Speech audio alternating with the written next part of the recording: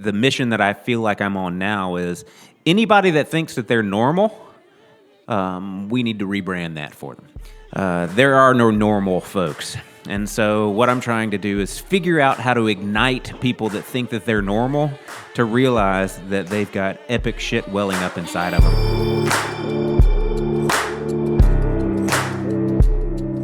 Why, hello there, friends. Welcome to Let's Give a Damn, a podcast about people who give a damn, by people who give a damn, and for people who give a damn.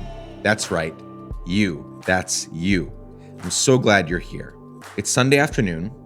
I'm sitting here drinking some coffee, which is not abnormal at all. I drink so much coffee. And I'm enjoying a beautiful day here in Nashville. It's been raining like crazy the last few weeks. So this sunshine and 60-ish degree weather is a welcomed relief. You did not ask for the weather, but it's such a great day. And my experience with Nashville weather is that the weather just sucks. Like it's either too hot or too cold or too weird. And so today is wonderful. Had to share it with you. I hope you're doing well. Thanks for showing up today. This is a special episode. Do you want to know why? It is our 100th podcast episode. Yes, 100. Cue the fireworks, cue the hoots and the hollers, cue the applause. I'm so excited. I can't believe we made it this far. I have a feeling we have hundreds of episodes to go, but for now, let's celebrate the fact that I and we have put out 100 episodes and that you've listened to them.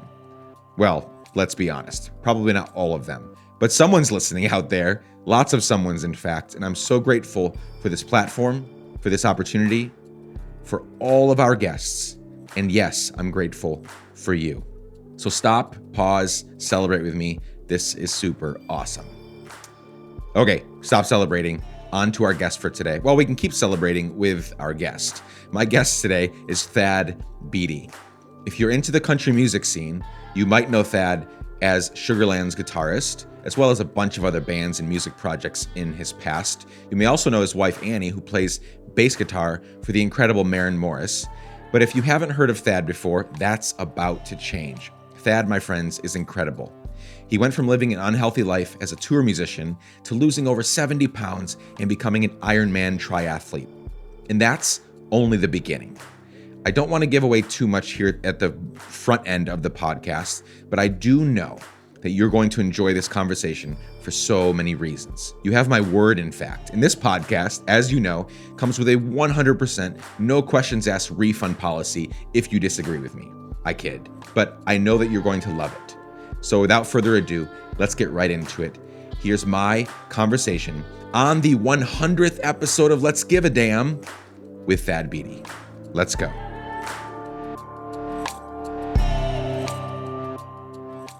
Welcome to the podcast, Thad. Well, thanks for having me. It's lovely. I'm so excited that you're here. Me too. We have tons to talk about. We met a couple months ago. Yep. For coffee. And I really enjoyed our time. Me too. And I knew that we needed to talk further on these mics for everyone to hear. I felt as though I was pressing you just to make sure we could do it because I felt an awesome connection with you and was ready to go. You had me fired up. I'm glad. And I was ready to dive in. I have that effect on people. Not always for, like, I think it's a blessing and a curse that I've always sort of joked that I could like sell shit to a blind kid. Like I can get people fired up about anything, but sometimes that can be used for. Are you going to sell me cleaning supplies and vitamins? No today? Cleaning supplies, no Amway, no essential oils, nothing today. Okay. This is strictly conversation. Not even one of those like spinal neck swings that you hang over the door in your bedroom. I've never seen one of those. Oh, yeah. Is that a thing? Oh yeah. Has anyone tried to sell you one? No, okay. Instagram has, of course. Oh, Instagram tries to sell me a lot of things. Yes. A few of which I'm a taker for. You've bought stuff off of Instagram. I have. I'm not judging. One of the things that I bought off Instagram, and not to sidetrack us before we dive into the deeps, I bought my wife a handmade music box with a little crank and goes ding, ding, ding, ding. You know? Yeah. It was plays the Harry Potter theme. And I bought this. See, that's just not a bad Christmas purchase at all. No, I mean it's Harry Potter. One of the I guess they would be the little tuning forks that has a specific pitch. Yep. Is a little off. But I just talk through that, and it works out great.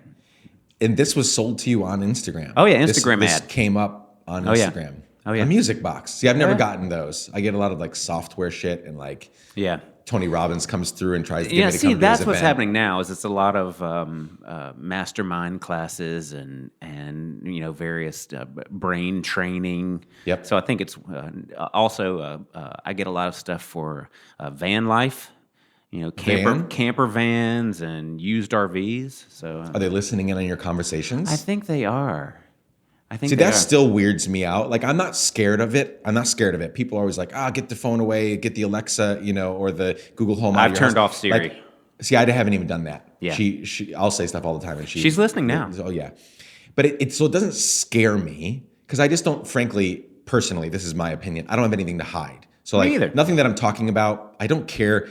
Like, I'm not cool that you're listening in, but I don't care. And this is just part of moving forward in history. Like, it's part of our evolution. But it's just weird when I say something and then 10 minutes later I go on Facebook or Instagram and there it is. I'm like, holy shit. Like, what? I just don't understand how that actually works. I don't either. Like, how does that work? Because some on the other end, some Facebook ads guy made that connection for X company, right? So if they hear something in the house, that's going to pop up for them and doesn't go in front of eyes that won't care about it. A friend of mine is a Silicon Valley software type person. Yeah. And she has informed me during these conversations that there's plenty more to come. The worst part is when you are not involved in a conversation and someone near you is having the conversation. Ooh. So I can remember a time where some people were talking about the best turmeric supplement, and I was at the table next to them. And then later that day, I had turmeric supplement ads on the Instagram. See, that's weird shit. I also feel that the aliens built the pyramids. Yes, you do. Let's get into all of that. Yes. Let's get into all of that for sure. Conspiracy theories. We've got those for days, right? It will be great. Most people listening may not have a lot of context for who you are, but you're very interesting, and there's so much that we've got to talk about. So give us some context. Who the hell are you? Maybe stop short of your career and certain things you're doing right now. We'll get into that. But like, where did you come from? Who are your parents? Do you have siblings? What did you like to do when you were younger? Because I think, that stuff always gives me pointers. Absolutely. Not always, but most of the time it kind of points to some of the ways, some of the reasons you are the way that you are. Well, if people can't tell by my southern drawl, I'm a little redneck kid from a small town in Mississippi. My mom was a school teacher. My dad was a pharmacist. My folks split when I was pretty young. And so I was raised with my mom on a Mississippi school teacher salary, which I can remember a lot of times my mom would teach school. She would wait tables at night and then throw newspapers in the morning. So I always had some understanding of the fight and the struggle and everything she did to take care of us. I have a younger brother. Growing up as a kid, I was a skateboard punk. And, so now you have the convergence of the worlds, which is skateboard kid and redneck. So the two of those. It's a good look, probably. Yeah, talk about power mullet back in the day. 100%. So the two of those things don't necessarily match very well. So I had... but I was always able to get along with everybody. So even the kids that wanted to beat up the nerdy kids or the skateboard kids or the rednecks versus the hoods or the whatever, I was always somehow able to be in the middle of just kind of getting along with everybody. I don't really know why, but that was the case. As a skateboarder, you also needed to have a band. And so started a band as a kid. Yes. So we started a band. I was in a band before I had instruments. The drummer finally got drums, and slowly over time we got instruments. And so it began. So you formed a band pre having instruments? Oh, absolutely. So what were you? How does that even happen? Like, what do you gather around, or just the idea of being in a band? First you get together and figure out what songs you're going to play when you have instruments. And this was, it didn't seem like it was a very long journey. Say a couple of months. Each of us quickly learned a handful of songs. I can only imagine the wonderful sounds that were coming out of us. We played a birthday party shortly thereafter. I can remember learning the stereotypical, the Iron Mans and the Rock You Like a Hurricane and Peace Dog by the Cult. And So you were covering songs. Oh, yeah, You didn't write. You no, guys no. at that point weren't No, writing. we're just, the whole goal was just to see if we could get through something that seemed like a song together. We moved when I was 13.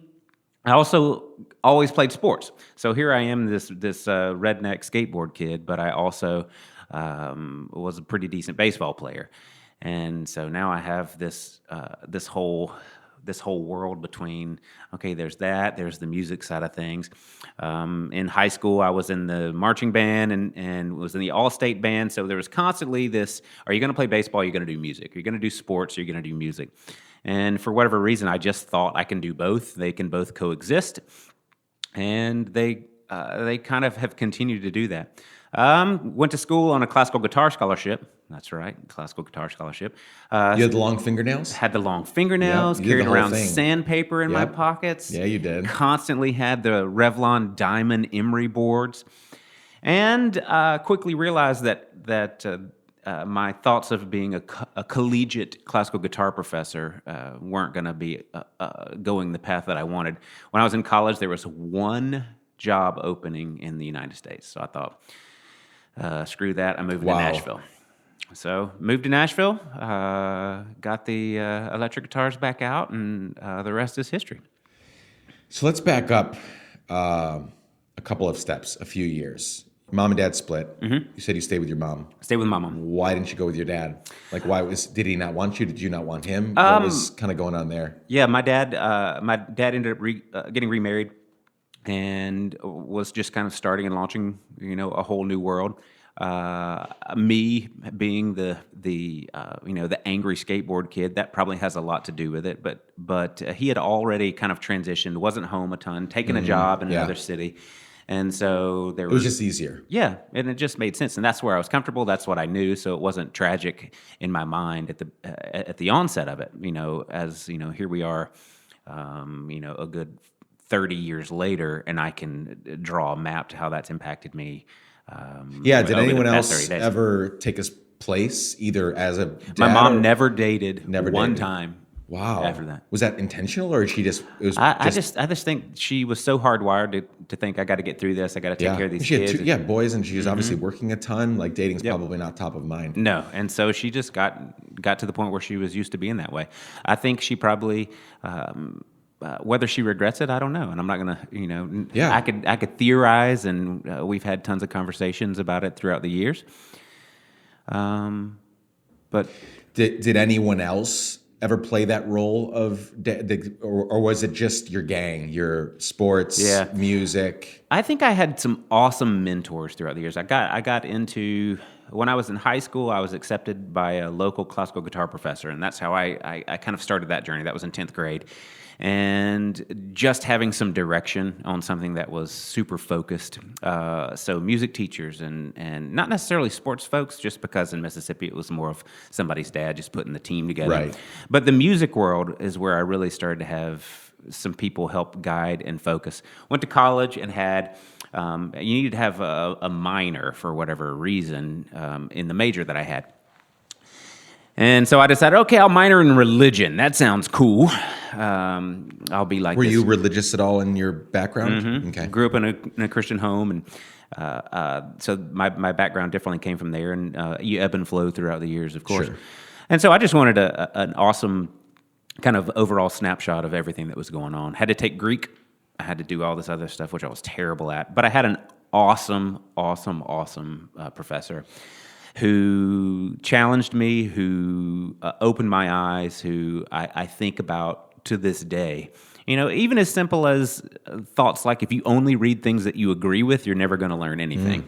And so I think we've gotten to the place in the world today where it's so reductionist, especially here in the States, where you got two options. It's black or it's white. It's Republican or it's Democrat. It's spiritual or not. There's this massive crevasse. I think it's led everybody to also have this mindset of, you've only got two options. It's perfection or failure. Yeah. And you look around and you see a ton of folks paralyzed by inactivity because they feel the only results are one of those two. And it's defined, I think it's defining generations to come. It has defined. And it already has defined generations, Yeah. and it will continue, because we haven't learned the lesson. No, It's we haven't. very clear. And I think even too, that mindset has shifted us in such a direction that we can't even pay attention to the successes that other countries that don't necessarily take the same approach. Some of the successes that they have, we're not even in a position to learn from those. Yeah. So whether it's what people might be doing with healthcare in other countries, or what they might be doing with social programs, and this isn't even from a political standpoint, thinking left or right. It's just simple. This is working, and the people are benefiting from it, and it's responsible and good, and they're benefiting, and they're growing, and they're moving forward. So I think a lot about that lately. What that has with being a redneck kid from Mississippi, I'm not really sure, but It's got nothing and everything to do with Yeah. it, because it's the journey, right? So how did Nashville treat you? You moved here, as do millions of people trying to make it work. So what was your sort of Nashville journey like? it was fast, and I got very lucky, and I think even to this day I feel blessed and fortunate beyond anything I ever would have expected. One of the awesome things about growing up in a small town is you just try stuff constantly. You constantly are going to build your bike ramp over the sticker bushes. You're constantly going to do all kinds of things that require you to be creative, just being outside, and you don't really think about what's going to happen if it doesn't work out. If it doesn't work out, then cool, you got you skinned up knee, or you got stitches, and so my mind was always hardwired just to go, just go for it. Something's going to happen. If it doesn't work out, that means you'll just turn left next time. So I dive into Nashville, not really thinking one way or another about, is this going to work or not? I just ended up getting a gig immediately, and the rest is history. What was that gig that was so fortunate for you? I got a gig with a band called Plum, which was mid '90s, a rock band that ended up taking off. The very first tour we ever did was support of a group called Jars of Clay. They had a massive pop hit called Flood, and some of the first touring I ever Jars did. did well for a while. Yes. They did well. And so we hopped on that tour. The record did well. They were pushing it to pop radio. So I'm going from a classical guitar major to now we're doing rock shows and headed to New York, and we're doing festivals and all that stuff on a bus. After that tour, it was, now you have to get in the van and you drive around and you sleep in the van and you figure out how to get from one venue to the next, and you had to use this thing called a payphone to call people. Those things. And you had to buy a map. The big map that you open up. Yes. And it covers the whole windshield. Yeah, it's kind of a driving laminated. hazard. Yeah. So we didn't have cell phones. We didn't have pagers. It was just you got in and you went. And you checked in with everybody when you could, and you hoped you didn't get left at the gas station if you were sleeping in the back or somebody else was. So I remember going on road trips where I definitely remember the big maps, right? You unfold them and you got to like trace your steps and figure out. But then it was so cool that we were able, when the internet was starting to become a thing, when we would go on trips and they would go on to like MapQuest. Oh yeah. And they would print off. So then we'd get into the car for our road trip, or not even just road trip. Like we're going to a friend's house 20 minutes away for supper, right? They invited us over for supper. We don't know how to get there. They're new friends. So you have to print out your map. Oh yeah. And then you got the physical map on one page, and you've got all the directions. Turn left at Laurel and turn right at Main and turn, And when you print it out, you get 8 extra pages with some ads. Why are those extra pages there? And it's the pages with nothing except just a little copyright script on the bottom, and it might print 10 extra pages like that. Yes, I remember that all too well. It's awesome. So there was a big moment in your life. There was a health scare with your mom, something that popped up that changed much of the trajectory of your life, correct? Yeah. Tell me about that, because I think you and I have bonded over this a little bit because we have similar mindset about what you're going to talk about. I don't want to give it away. But what was that moment that kind of made everyone in your world kind of wake up and say, oh shit, like we've got to change some stuff? Yeah, I'd been on the road for about 10 years. I played with, being in Nashville, you bounce around, and I think globally people don't recognize, maybe they are recognizing it more so now, but Nashville has always been an epicenter for pop rock all these other genres besides just country. And so I had the opportunity to play with a ton of different people in a ton of different genres. I think Nashville, you can get to most markets. We're within 500 miles of 2/3 of the music markets.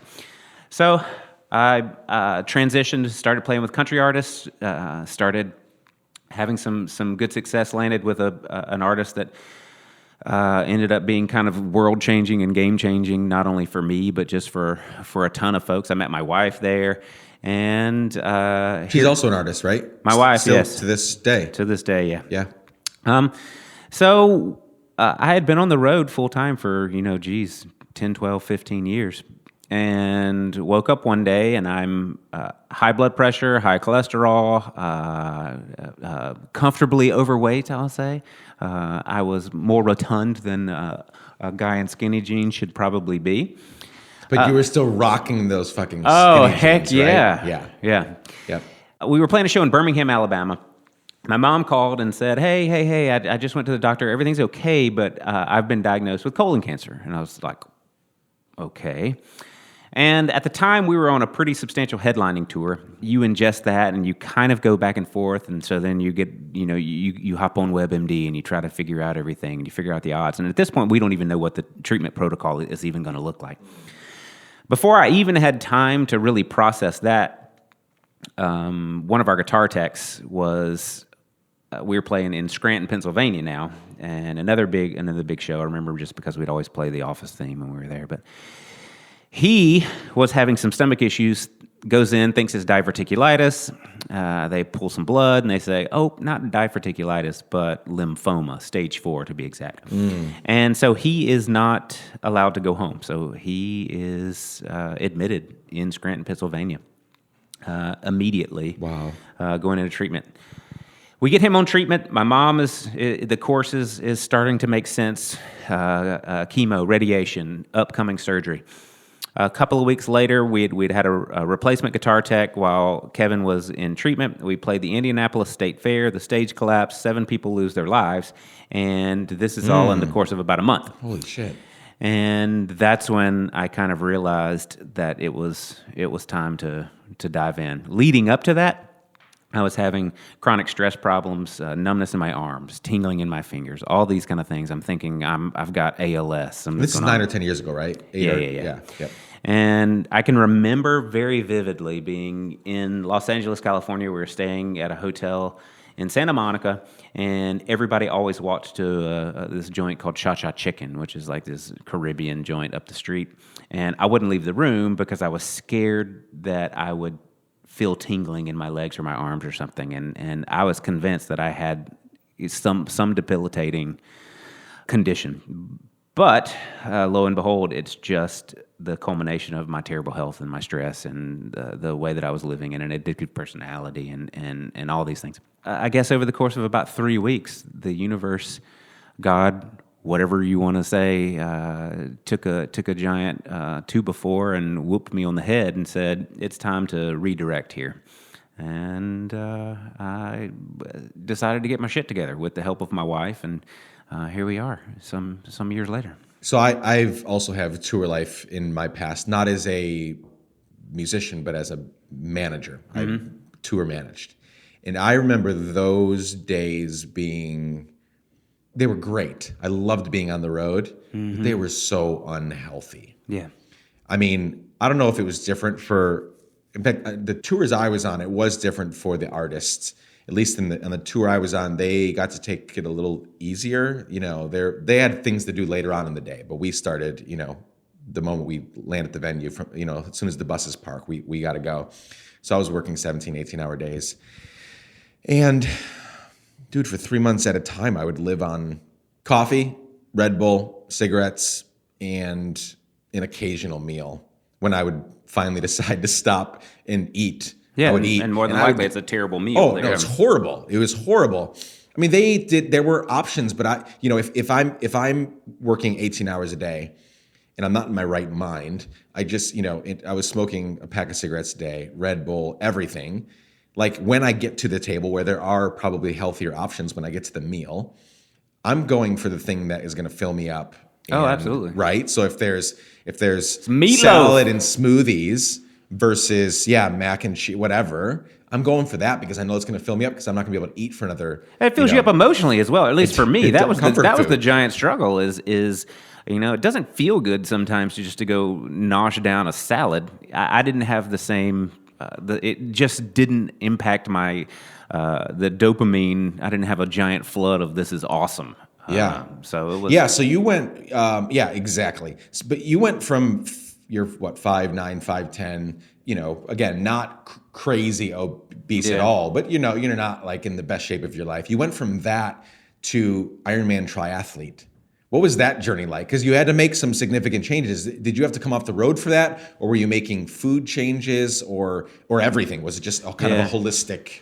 Man, I was 230 pounds. I'm right at 5'10" or so, and I think what happened was, honestly, in the moment, there's an organization called Music Cares, which is the Grammy Association's nonprofit that not a lot of people know about, but what they do is they show up when shit gets bad for musicians.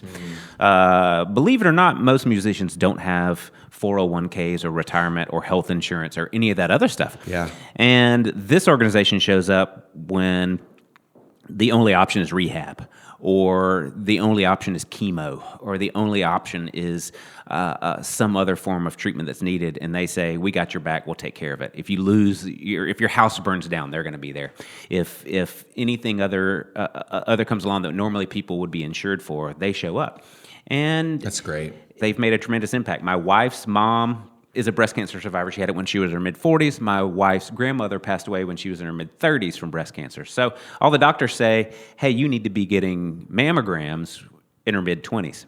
Well, insurance won't pay for it because that's not on the chart when you're supposed to do it. Right. Music Care shows up and says, oh, we will pay for it every year. Wow. They have dental clinics. They do all kinds of stuff. So basically they keep not just musicians, but crew guys, people of the staff, people that are in that world, some level of safety net regarding their health. So they showed up and subsidized Kevin, my guitar tech's chemotherapy. And I thought, amazing.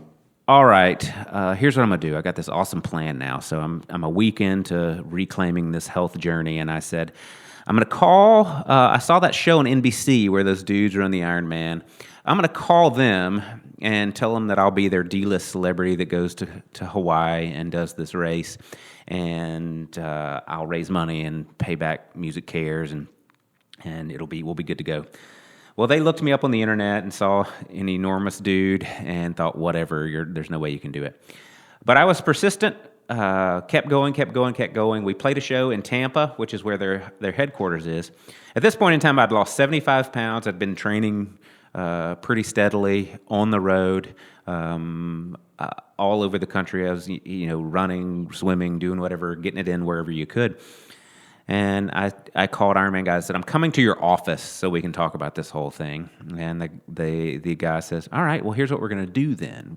We're on the water, so we're going to take you for a swim. We'll have a little chat. We'll take you for a swim, and then we'll go have a meeting over lunch. And I think their goal was to say this guy can't handle this. Yeah, it was to discourage you. Yeah. So we went. You can't hack it. And once again, redneck from Mississippi can swim across the river.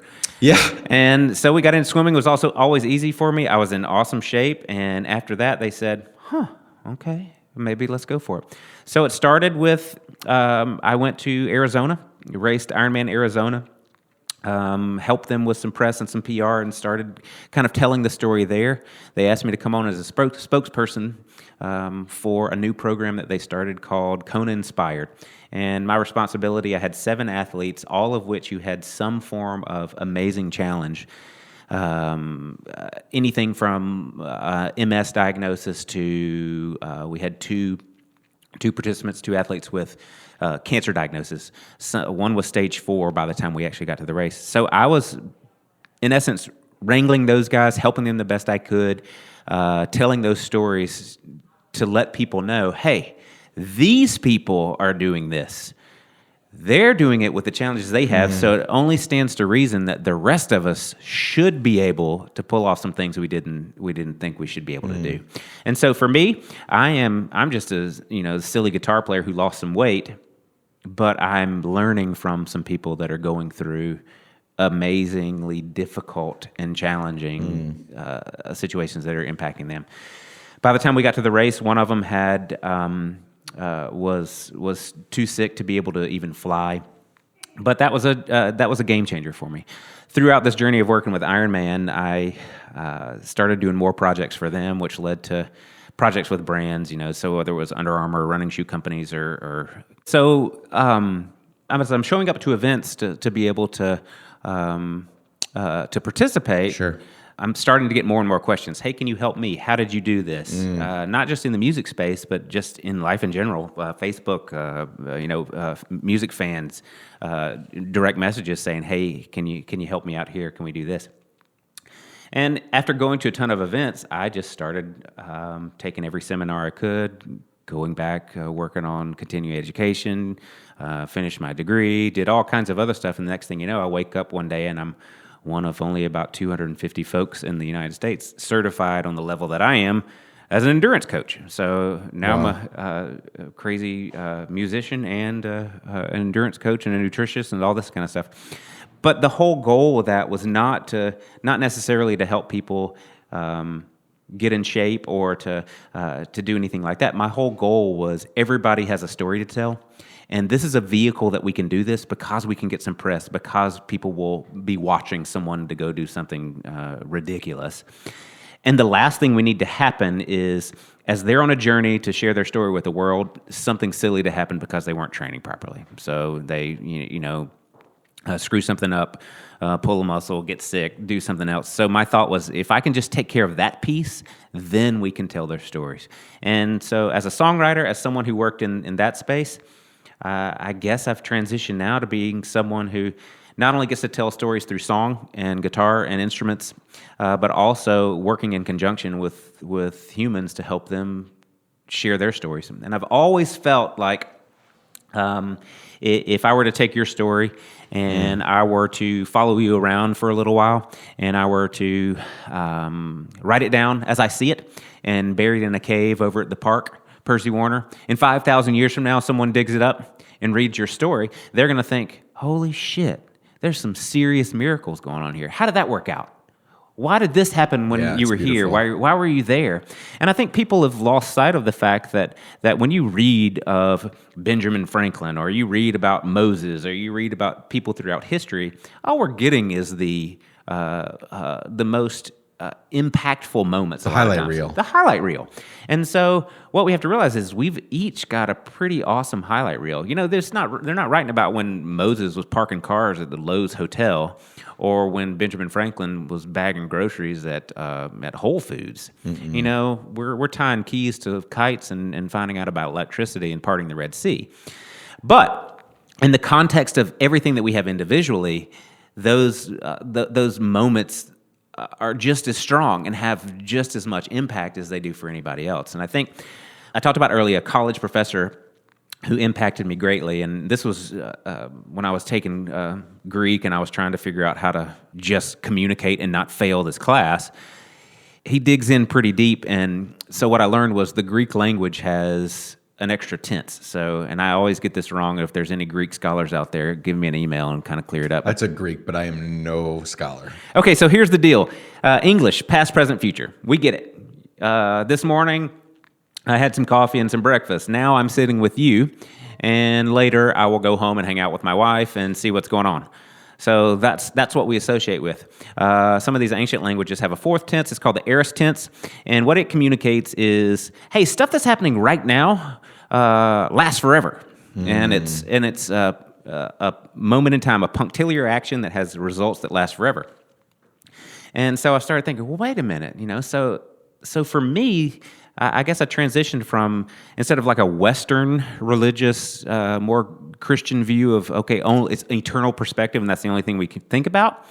Well, that didn't necessarily settle. And Eastern, it's all in the moment. It doesn't, it's just, you have to be now. It's all about the present. I'm thinking, well, both of them are not necessarily dialed into what's going on. So this finally made sense to me, is everything that happens now is going to have an effect that's going to continue forever.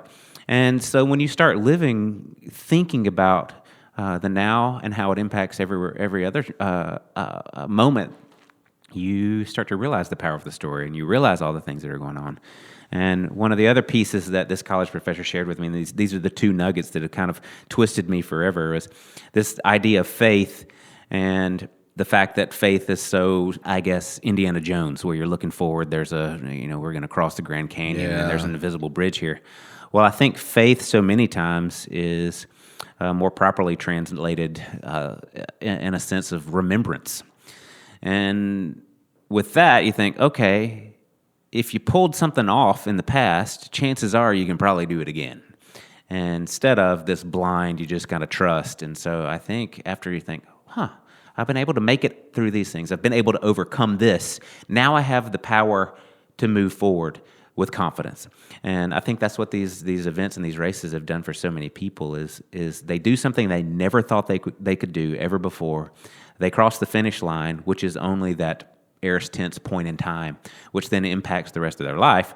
And they spend the rest of their life thinking, I pulled off that thing when I was sick or when I was overweight or when I never dreamed that I could. I did that, so I should be able to overcome X, Y, and Z that's in front of me now. And it's amazing to see how not just CEOs and business leaders but the everyman has decided, we got this. We're going to pull it off. If all of humanity, especially everyone listening to this conversation right now, could grasp the truth that you just shared, everything changes. I think so, man. Everything changes. I've been thinking a ton about this, and we talked earlier about this kind of this reductionist thing and how the rest of the world's kind of a little more relative. And not to sound like I'm, an extremist in one way or other, but I think the world would be pretty awesome if we got a little more comfortable with the gray. And it allows us to. I always say songwriting, for example. All you're doing is swimming in the gray with a stranger or someone that you know, and you have to be vulnerable. You have to be able to show up in a room with someone you've never met before and say, hey, I've got an idea, and it's about this person, and they're going to be in a truck. And the other person says, well, what if they're wearing a tank top? And I go, okay, cool. What if they're in a truck, wearing a tank top, and Daisy Dukes? They're wearing Daisy Duke shorts. And I goes, I don't know about Daisy Duke shorts. What if it's more, some tight jeans and boots? And you go, I think that could work. And you have this.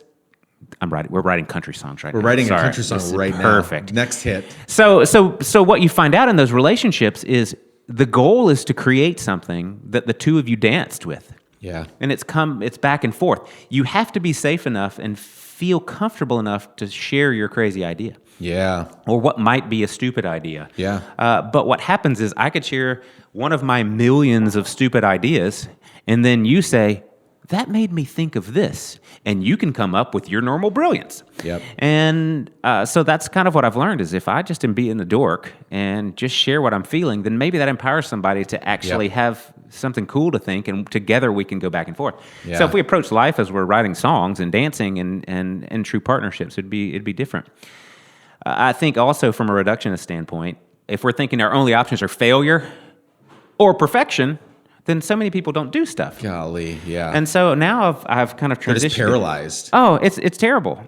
And I started thinking, it's like, wait a minute. So there are hundreds of millions of computers throughout this globe, all of which are stocked with Microsoft Windows as an operating system. So I feel that in the history of mankind, one of the things we collectively can agree on is that no one feels that Microsoft Windows is perfect. No one. But no one can say that Microsoft Windows is a failure because Bill Gates is the second richest man in the world now. Second richest man in the world. Well, what is it? It's not perfect and it's not a failure. It's pretty damn good. And so what about the iPhone? Well, you think every time Tim Cook stands up at the Apple Summit and announces a new one that it has everything in it that he wanted from the last one? No. But they've gotten comfortable with that. And I think what happens if we all kind of view ourselves as, in some ways, like a software suite.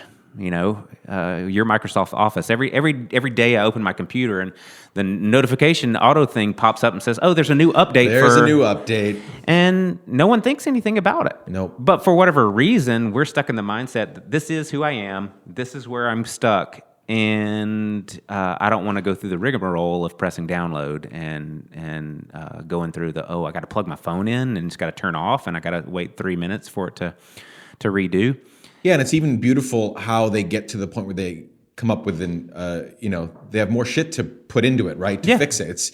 It's both the team getting together to say we need to update this, and it's also user feedback. It's also people saying this doesn't work, that doesn't work, this key needs to be changed. This when I do this, it does that, and it's not supposed to. Mm-hmm. They fix all this shit, then they send you the new okay, we've got to update this, and that's a perfect picture of life. For me, the thing that I've taken away from it.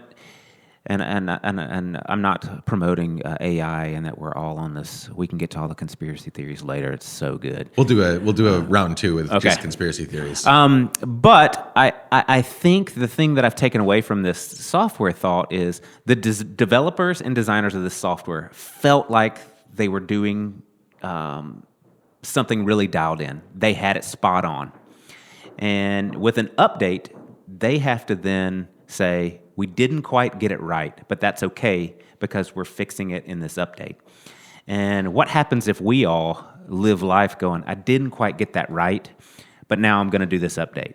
And how would your relationships be different? How would your creativity be different? How would the way that you relate to other human beings and all these things be drastically different if you were able to go in, look at your quote coding and say, these few lines aren't quite what they need to be. I'm going to address those, give myself an update, boom, here we go.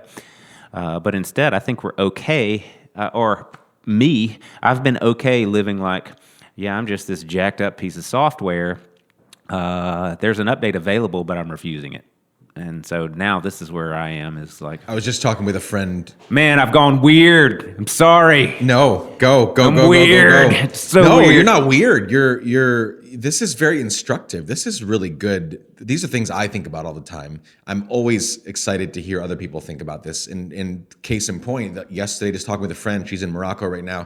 This is a big project she was undertaking. And it's not quite working out the way that she thought it was going. A big undertaking. I don't want to give any more details because her situation is her situation. But big undertaking, very expensive, very time intensive, and it's just not working out the way in the time frame. Not even close to the time frame she thought it was going to work out in. And I just said, take this for what it's worth. I'm not telling you what to do, but don't keep going down this path. Don't keep doing this thing just because you, in many different ways, told the world what you were doing. Don't keep going down this path just because of that. Keep going down this path if it's the right thing to do.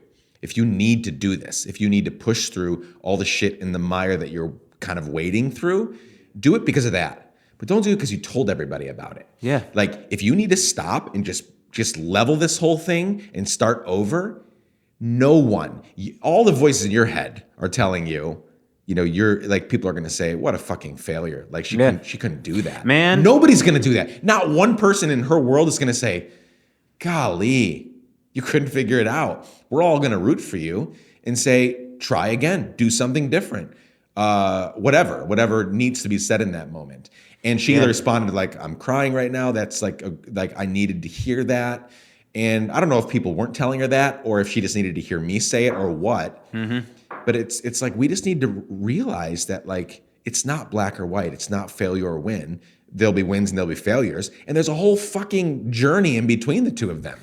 Yeah, it's interesting you say that because one of the things that I had, I was touring with a group that all my friends were with. It was my family. It was amazing. We slowed down. I was a partner in a creative firm here in town. I was in the studio every day that we were in town.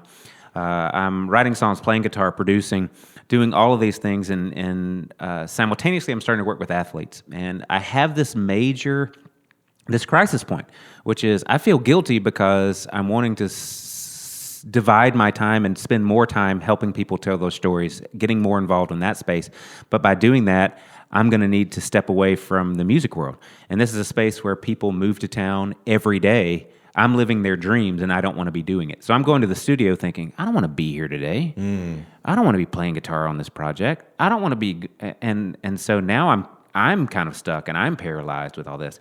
And then I think rewind 5 years before that or 10 years before that, every time you're in between gigs, you're thinking, oh shit, what am I going to do? I can't go get something temporary. I got to fake it, because as soon as someone thinks that, oh, well, now you're doing this temp job or you're doing something else, they think or what my mind's telling me is, oh, everybody's going to think you're not good enough, so you had to go get a temp job. You can't be a pro musician. Or, oh, you're selling insurance now. Yep. And it's not just the community, it's everybody at home or everybody that knows you everywhere else. So you just live this life of everybody living. For me, it's just you're trying to perpetuate the image, and now it's shifted over to it doesn't matter, because I could paint whatever picture I wanted to on Instagram to make people think whatever I want to happen. And so then I look at Instagram and see everybody else doing cool stuff constantly, and all I'm doing is hanging out. My wife's on the road and I'm home by myself. I must not be as cool as everybody else, because everybody else, is going to a show or going to a fancy dinner or doing something fun, but I'm just like hanging out with my dog. I'm missing the boat here. Man, and so I think what I finally have given myself permission to do is I'm going to be curious about everything. I'm going to dive into everything, and I've been okay in all these things before, so it's going to work out. And the other piece of it is I realized that the word failure, as soon as it kind of made its way out of my vocabulary, life changes. Because when you go after something, you give yourself permission to come to the fork in the road versus a brick wall. And if all you think is there's failure, then you have to turn around and you have to backtrack. Yep. And you have to come back and you have to confront people that you see, just like you're talking about your friend, where she's thinking, I might have to tell people this didn't work out. Well, what happens if she thinks, I'm going on this project and the next phase is going to reveal itself after I bust my ass and go as hard as I can, and I'm going to get to a point where a new decision will be made. And that new decision might have some of the past and some of the future, and you realize you thought you were supposed to get there and turn right, but really left is the way you want to go now. And this kid that I worked with a long time, his name's Johnny Agar, and he has cerebral palsy. And his dad pushes and pulls him through Ironman races, swims him, pulls him in a chariot behind his bike, pushes him. I've seen this kid, not seen him, but I've heard the story. It's mind-blowing. And so we did a ton of press when they were doing a big race a couple of years ago. I was supposed to be, quote, coaching him, but what in reality is going on is he's coaching me. And so we're doing press, and they were asking a lot of the same questions. And so I just started asking questions because I knew he would be comfortable answering. And we got into a conversation about this and some of his biggest fears. And he said, I think so many people wrestle with failure as something that is a primary obstacle. And he said, but for me, my day is a collection of epic failures. If I try to eat, I spill it on myself. If I try to drink, I spill it on myself. If I try to go to the bathroom, I either have to have somebody go, or more than likely, we're changing diapers. And this is a grown man. I can't get in and out of my chair by myself. Everything. If you slip and fall, you can't. So he's wheelchair bound, and if he slips and slides through his chair, and he's stuck. Just constantly, one thing after another, he's trying to talk, and his muscles seize up, and he can't finish his statements. So he's brilliant. He's bound by these things, and what he said was, failure is nothing that I even consider. All I think about is I don't want to go to bed at night and think, I didn't try this. I didn't go for it. I didn't take the chance or the risk, because that's what I've got. And so his perspective, after living life, quote unquote, with a collection of epic failures, you see the things that he goes for and how big he lives and how bold and just. You go from being dealt what we would consider a hand that you would fold to he lives life like he's got a full house and he's laughing at the dealer the whole time. And so now he's gone on to, he's in the most recent Under Armour commercial with The Rock. He's inspired not just me, but a ton of other people. And so there probably once a day where I go against something and go, I don't feel like doing this. Well, Johnny probably doesn't feel like doing what he has to do, and he doesn't complain about it. So it resets me. I feel like what we've been talking about for the last 40 minutes can all be summed up. The things you've shared, your story, the things we've been going back and forth on can be summed up in, I feel like we're talking about a holistic sort of life. Like this is not just, because you've talked about a health journey in terms of like food and changing how you do things. We've been talking, the last few minutes about kind of the battle that takes place in the mind. The reality is that to live an intentional life, to fully realize I have one go at life and I need to fucking like do it. Every moment matters. This heiress tense, like what I do right now, whether I pick up that Reese's peanut butter cup or not, or whether I go do that thing or not, this thing I say to my spouse or my kids or my partner or whatever or not, all of that matters for the rest of eternity. Fully realizing all of that. What we're talking about is kind of a holistically healthy life. Mind, body, spirit, call it whatever, you use whatever terms you want. Kind of this very holistic thing. We're living intentionally each day. And that sort of a life is required for someone who wants to give a damn. Absolutely. And I think the mission that I feel like I'm on now is anybody that thinks that they're normal, we need to rebrand that for them. There are no normal folks. And so what I'm trying to do is figure out how to ignite people that think that they're normal to realize that they've got epic shit welling up inside of them. And it's not that person might not have horrible things that have happened to them or absolutely to them or that they don't live in, they might think of normal because they grew up in, Bucyrus, Ohio, like in a suburb and like, just a normal kind of sort of life, but it's everything but normal. I mean, Gary Vaynerchuk talks all the time about like the odds of you being born are like 4 trillion to 1 or something like that. If your parents would have had sex 5 minutes earlier, 5 minutes later, you're not a thing. Like you've never existed. I think I heard one time that the odds are greater that a tornado would fly over a junkyard and build a 747 than this whole single cell life thing that we got going on here. That's wild. Yeah, it's mind blowing. And so I think everyone is highly combustible. And I think if you accept the spark or step into the stuff, then you're going to blow up. And it's more than likely, if you're open, the potential is huge. It can go the wrong way too. It can. And we see a whole lot of folks going the wrong way. But it's all about the community you're with. And I'll tell you what, if that explosion happened and you decide to direct a lot of that energy to doing shit for other folks, I'm saying this because I need to hear it. The people that I've seen be the happiest are the people that are committed to constantly doing stuff for other folks. And me, I get back to I'm sitting here by myself while my wife's on the road, going, woe is me, pity party. And, you get depressed. And as soon as you engage with other people and you live life in community, in connection, then boom, the whole wheel starts turning again and you're smiling and going. I don't know. Your Instagram handle is Music That Moves, right?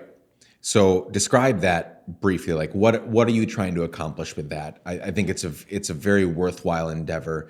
Again, going back to my time on the road, I remember the crew, my people, all 50 of us were working from 8 a.m. on, right? Yeah. But the artists, they have kind of a more like 2, 3, 4 hours of intense work toward the end of the day, right? The show, they've got to put it on perfectly. They got a lot of time before that. So what are you trying to accomplish with Music That Moves?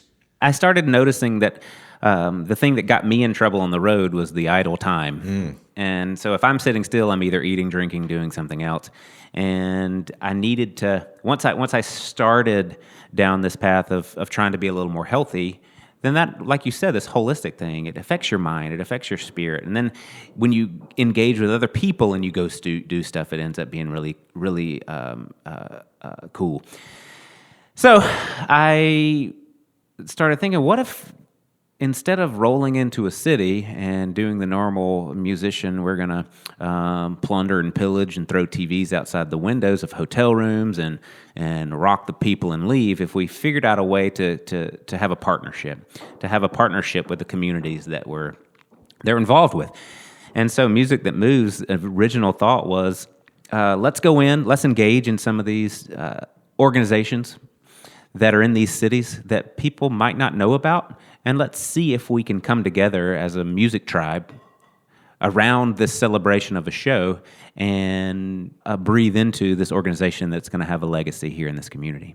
And so this past tour, what we did was we took a look at organizations that were started by one person that were affected by one thing. So, for example, a mom whose child was affected by pediatric cancer, and she sees a need for parents in that position to have time to spend with their kids. But how are they going to do that if they have to go to work? So all she simply did was, after her child passed, she said, I'm going to start an organization. We're going to pay a stipend directly to someone's mortgage that their child is going through pediatric cancer. So this organization writes a $500 check a month to someone while their child is in the prime phase of their treatment. Simple. Very simple. But amazing. Game-changing. Yeah, $500 check when you think you're going under is the world. And so then you notice more and more organizations throughout the country that were someone that said, I can do this. I can dive into this. So we spent the summer bouncing in. We did about 30 of them, I guess, and it was everything from the various health-related organizations, whether it was cancers or addiction or things like that, to we worked with veterans organizations, animal organizations, women who had been rescued from sex trades. It was amazing and unbelievable, and I saw the power of what one human being can do. And I think this is really what got me to the point of saying, man, everybody is combustible, because these people, most of them had a pretty gnarly experience or something that we wouldn't consider positive that happened to them that encouraged them to start an organization. But their response has been beautiful, and the legacy that they've started these organizations for will continue. Once again, heiress tense forever. And there's this one dude who, it was in a Midwestern town, one of these like steelworking kind of towns, rough town, and they were building a hotel in the downtown, trying to do everything they could to revitalize the city. Guy had taught school for a gazillion years and decided to retire because he felt like he could do more good if he were to take the job as the doorman at the hotel. And so what he did was he retired, took the job as the doorman because he knew that he could stand on the street and impact people that walked by with joy and kindness and being nice and change the entire vibe of the downtown, which he has done. One dude decided, I'm going to be a doorman and do this. And all he's doing is saying, I'm gonna stand on the street and be nice to people all day. It's amazing. And I got a long way to go. Once again, I need Thad version 2.0 and 3.0 and 4.0 and 5.0, and but we'll get there eventually. And you will get there eventually, because you're putting yourself in the way of opportunities to change, right? Which is the first step. If you say, I want to change, I want to be better, I want to be 2.0, 3.0, 4.0 version of myself, but you never put yourself in circumstances where that could actually happen, you're fooling yourself. You're tricking yourself. And words are super cheap, and action is what matters, you know? Thinking back, and this is the first time I've really thought about it this way, but thinking back over the summer, this past tour, we sought out people that had started these organizations. And just by nature of seeking them out, and having the privilege that I had of spending a little bit of time with them in the morning on show days, I learned things that I don't know that I would have learned in 100 years of reading books and bashing my head. Seeing someone who's passionate, seeing someone who's alive, seeing someone that's made a difference, seeing someone that's taken a risk is just inspiring. And not just inspiring just to go give you kind of the warm and fuzzies, but it's a call to action. And that's what these people are doing. It's like, hey, we're not going to sit on the sidelines and watch. We're going to dive in. Come help us. And so just the way that they interface with getting volunteers to come in, all of them share this like super magic thing that is infectious, and it's pretty dang rad. And what's cool about what you're trying to do with Music That Moves, I think, is that artists, especially some of the ones that you're traveling with pretty big bands. These are not like, you're seeing when you're out on the road, and even your wife, like, she's also with a big artist, you know, there's a lot of adoration coming. Like, you're an object of thousands of people's affections every single night, right? But that doesn't ultimately fulfill. Look at the last year of deaths within the artist and entertainment community. Like that does not fulfill. And so there's a lot of emptiness there. Like that's a high for a few, there's this endorphin like rush, and then it's over, and then you're drinking at the tour bus again. And so this gives people, if this were to catch on, which I really hope it does, this were to really catch on. And I mean, there's so many, at any given time, there's tour buses crossing each other in the highway, going to the next gig, right, in the next city. There's a lot of tours going on, a lot of musicians that spend their lives on the road. If this were to catch on, I mean, it's game over for these small mom and pop shop organizations that need help. They need the push. And for those that aren't finding the stage life ultimately fulfilling, well, then an hour a day or 2 hours a day, every stop you get to help, because that ultimately is fulfilling. For every, artist that doesn't find fulfillment and ends up sadly taking their life with tons of money in the bank and tons of, people adoring them every day, and they still take their lives. For every person like that, you've got 1,000 people that have given their lives sacrificially, don't have enough money in the bank, aren't really making it in the world standards, but they're fucking happy. Yeah. They're fulfilled. Oh, absolutely. They've got this holistic health thing down. They're holistically healthy. So we've got to, I'm not saying don't make money. I'm not saying live in abject poverty for the sake of being the next Mother Teresa, but we've got to really be honest about what truly matters in life. Make all the money you want, but that doesn't ultimately fulfill. Giving a damn will. Yeah, there's an awesome story, and I forget the TED Talk guy that talked about this. And feel free if you know this to correct me or anyone to call in. They can't call in. They can't call in, but I'll find whatever talk and I'll put. Okay, yeah. Well, you call in now. Yeah, that's right. So basically, these guys went to. They were working in the mental health field, and obviously behavioral health is something that's huge right now. And here we consider, depression, anxiety, all of these issues that are, we're approaching epidemic proportions of all this stuff. I heard that the largest demographic of people being prescribed anti-anxiety and depression medication was preschoolers currently, the largest growing. Wow. So these doctors go overseas.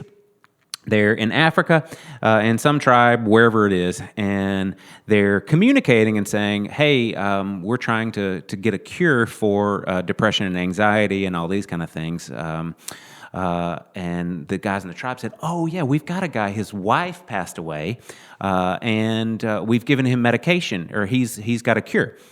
And so long story short, we're thinking about medicine and all these kind of things, and what the community did was they gave this man a cow.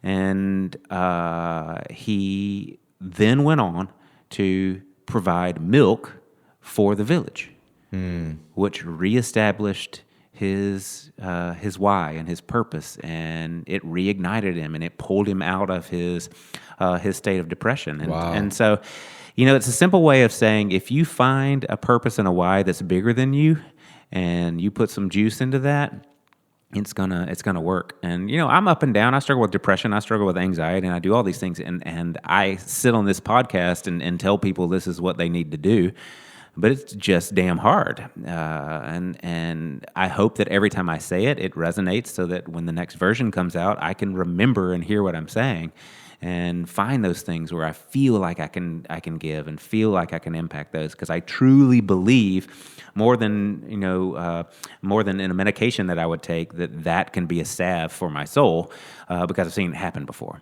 Whatever's wired in me that doesn't want to believe that at night when I'm tempted to have a drink or think whatever I think is a battle. It's something that I wrestle with, and as we sit here right now, I'm just trying to remind myself, go dig in, work with these folks, get your hands dirty in the real world, live life with people, and be in community, and that's where the power lies. We have gone all over the place in this Sorry, conversation. I'm random. No. There was no need for an apology there. I'm saying that as a positive. We've touched so many things. But it is time. I decided to give myself permission to be curious in life. Yeah. That's my 2019. No, I love it. Please do. I mean, that's part of the healthy life, is not staying stagnant. It's finding new ways to, not revolutionary, just like new ways to live and to exist. So it's been a beautiful journey. but let's land this plane. Absolutely. You're in great fucking shape, so hopefully it's many, many, many, many, many, many years till you die, but you're going to die. We're all going to die. And for some odd reason, I'm still alive, and I've been asked to give your eulogy. Your family, your friends, your wife, loved ones, everybody's there to celebrate and mourn your life, and I've been asked to speak words over your life and legacy. In a couple sentences, or in a few sentences, what do you hope that I would communicate, that I would say on that day? The first thing that comes to mind, and you said this, and immediately I went on this emotional roller coaster because I say this a lot. I tell my wife this, I tell people that I'm working with, is I tried. And that has a lot of negative, I think, when you say that. But when I think about it, giving it a shot, being curious, diving in, is something that I'm finding joy in. It's something that, for whatever reason, I feel like if I can decipher some things that I read and share with somebody else, and it turns them on to be curious as well, then maybe that's my role. I think there's probably a more beautiful way that you can write that in this eulogy that you're going to share about me, but I'm giving it a shot, and I hope that I'm not afraid to dive in. I hope that I'm not afraid to sample a lot of things and taste all kinds of stuff, not just from a physical standpoint, but an emotional and mental standpoint as well. I hope that in that, in trying, is also evolving, and is say, hey, I can. It's inevitable. Yeah, I want to evolve. I want to be able to have conversations with people, from years in my past, and say, I stood my ground on this, but I was a dumbass. And I'm okay with that, because here's what I've learned since then. And maybe a beautiful redneck way of saying it would be, he realized that he was stubborn, but man, did he work on it. So there you go. It's a beautiful life and legacy. Thad Beaty, skater kid, garage bander, guitarist, Ironman triathlete, leader, teacher, husband, give a dammer. It's been wonderful. Thanks for joining me. Really appreciate it.